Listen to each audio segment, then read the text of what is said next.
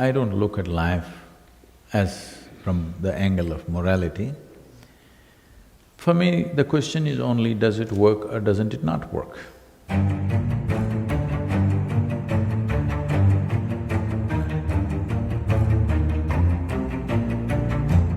Because once we have come here as life, every life, not just human life, every life is aspiring to become a full-fledged life. Yes? A worm wants to be a full-fledged worm, an insect wants to be a full-fledged insect, a tree wants to be a full-fledged tree. And of course, a human being is aspiring to be a full-fledged human being. But we clearly know what is a full-fledged worm, what is a full-fledged insect, what is a full-fledged tree, but we do not know what is a full-fledged human being.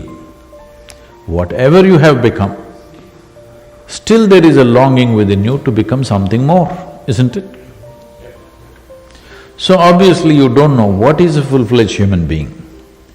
So when you do not even know what is a full-fledged human being, where is the time for you to put yourself to sleep?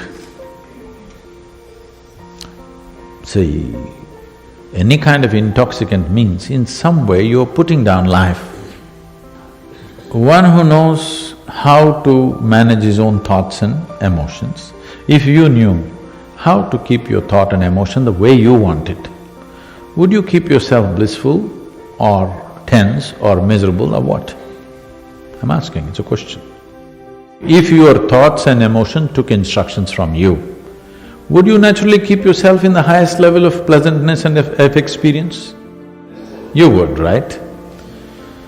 So if you were at the highest level of experience within you, would you want to put it down with alcohol or drug? No. So right now, our minds are in a state where it is causing enormous amount of stress and misery. You want relief at least at the end of the day. If you drink through the day, you will get labeled. So at least when you go home, a month ago, I was in New York City, the large group of people. I asked them, what do you think is the percentage of people in New York City who can sit in the evening peacefully, not even ecstatic, just peacefully, without even a glass of wine? I'm treating glass of wine as the minimum dosage. They went into a debate and they said 5%. 5% of the people can sit peacefully in the evening without even a glass of wine. I was in London among a very prominent group of people. I asked them what percentage of people in London can sit peacefully without even a glass of wine. They said less than 1%. I'm saying the entire world is getting there. You know why?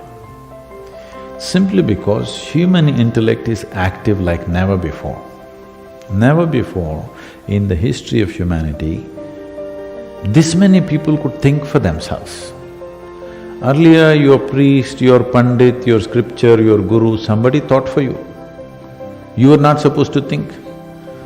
In many cultures, if you thought, they took off your head.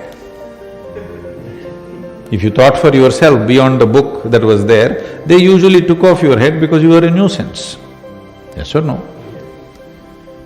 But for the first time in the history of humanity, more people are thinking for themselves than ever before. Once you start thinking for yourself, unless something is logically correct, you cannot swallow it, isn't it? Something comes to you, unless it makes sense to you, you can't swallow it and digest it, isn't it? Even the worst kind of argument that is happening between people, you're watching the presidential debate and all this, worst kind of argument that's happening, for that person it makes sense. Yes or no? At home, husband and wife, there's an argument, both of them thinks the other is absurd, but within themselves it's making sense to them what they're talking, isn't it? So unless it's logically correct, you cannot swallow it. So once this happens to you, what is happening in the world is, which has already happened to you and it's happening to younger generation in a bigger way, is the heavens will collapse. Not a small accident. Heavens are collapsing. This generation of people, though it is collapsed, they're somehow trying to keep it up. But I'm telling you, your children will pull down the heaven if it doesn't come down. Because it's like this, what is there in heaven? Let's look at this. See, in Hindu heaven, food is very good. There's also drink. So if you like food and drink, you must go to Hindu heaven. It's the best place to eat. Nala himself cooks for you. In another heaven, there are white-gowned ladies floating in the clouds. If you like that kind of ambience, you must go there. If you go to another heaven, you will encounter virgin problems. No drink though there.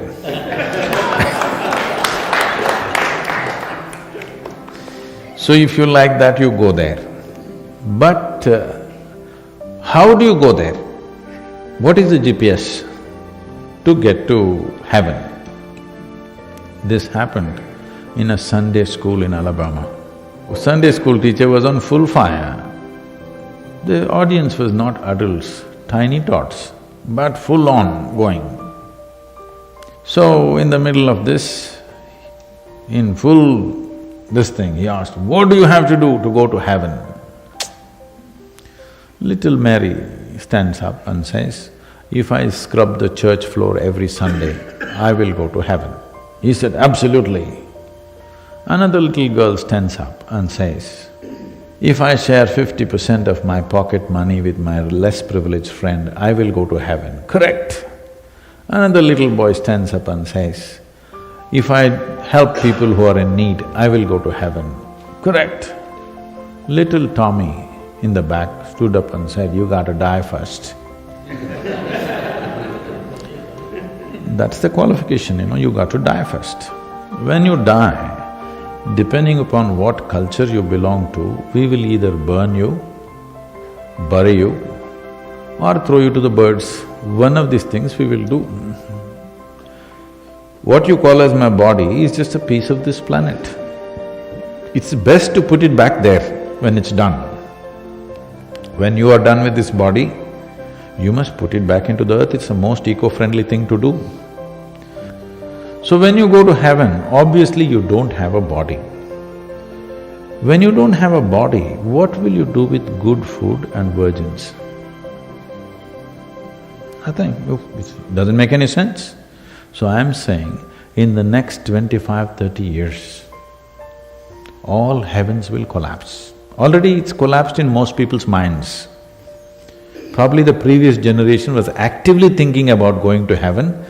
You guys are like little, you're not going anywhere, but you are little afraid to deny it. Next generation will deny it actively. Yes or no? Your children will deny it for sure. So heavens will collapse.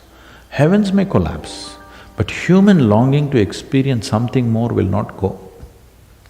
When this longing to experience something more becomes strong, the way we have managed this longing in human beings is, don't worry, you're miserable right now, but if you don't drink this evening, when you go to heaven, rivers flow with wine. Not in small cups, rivers are flowing. So this hope, once it collapses, which is already collapsing, in the next 25-30 years, it'll vanish in the world. Once this happens, then people will move towards chemicals in a big way. Already the movement is huge across the world. So now, this is not a morality issue, this is just this. Look into my eyes and say, I'm always stoned, never touched a substance.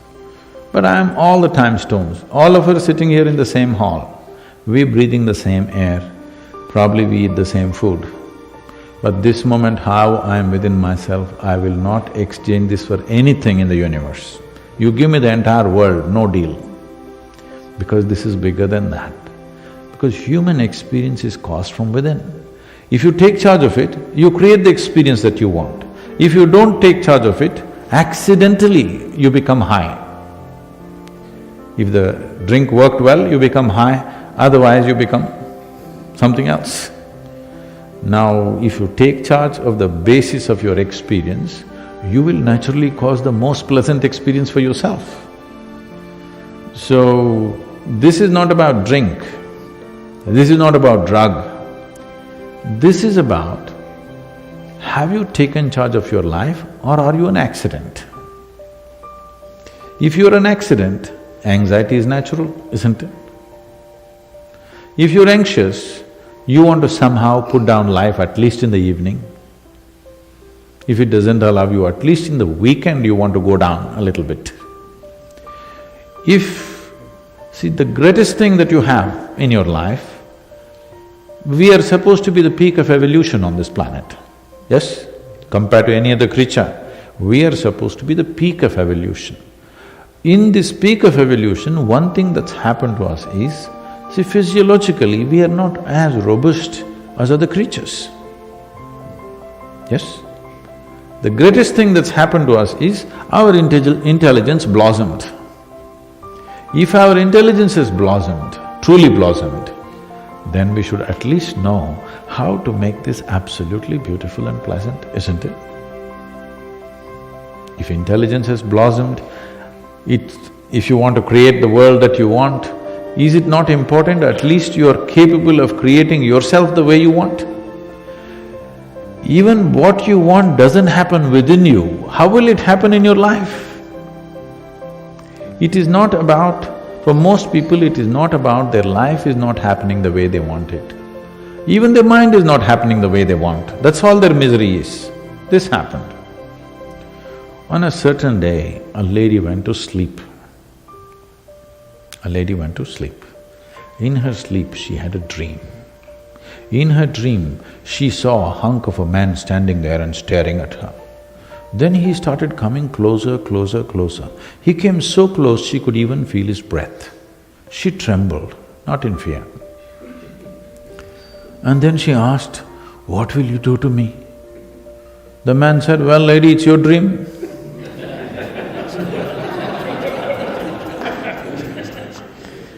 What's happening in your mind is your bloody dream. Even your dream is not happening the way you want it, that's a problem. If your dream was happening the way you want it right now, would you want to drink? Oh my God, this can do so many things to you. You don't need any external help. If your dream could be just the way you want, could you sit here creating absolute bliss for yourself? Yes or no? Yes. So even your dream is not happening the way you want it, that's where it is. Even the dream machine is not taking instructions from you. So the only way is to kill it. No, kill it. With intoxication, you're trying to kill it. In some way you're trying to kill it, isn't it? Put it to sleep. This is in terms of evolution, it's a regressive step. When 90% of the population on the planet drinks and drugs, let us say,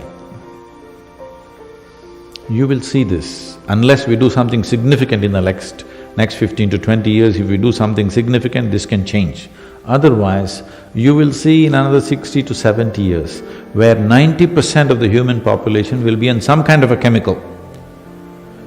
70% of the US population is supposed to be on prescription medication. 30% is buying it off the back streets, all right? The three major industries on the planet are, the top industries are, arms and armaments stand first, pharmaceuticals stand next, alcohol stands third. You are a beneficiary or a contributor? Alcohol. It's the third largest industry. So one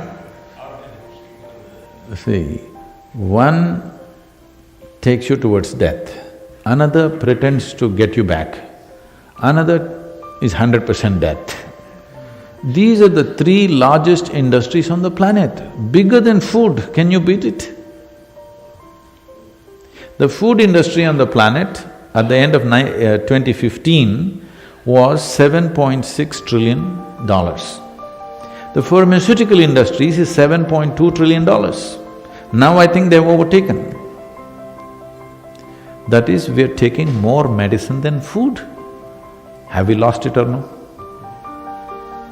For sure we've lost it, isn't it? So probably in another 5 years, alcohol industry is bigger than food industry.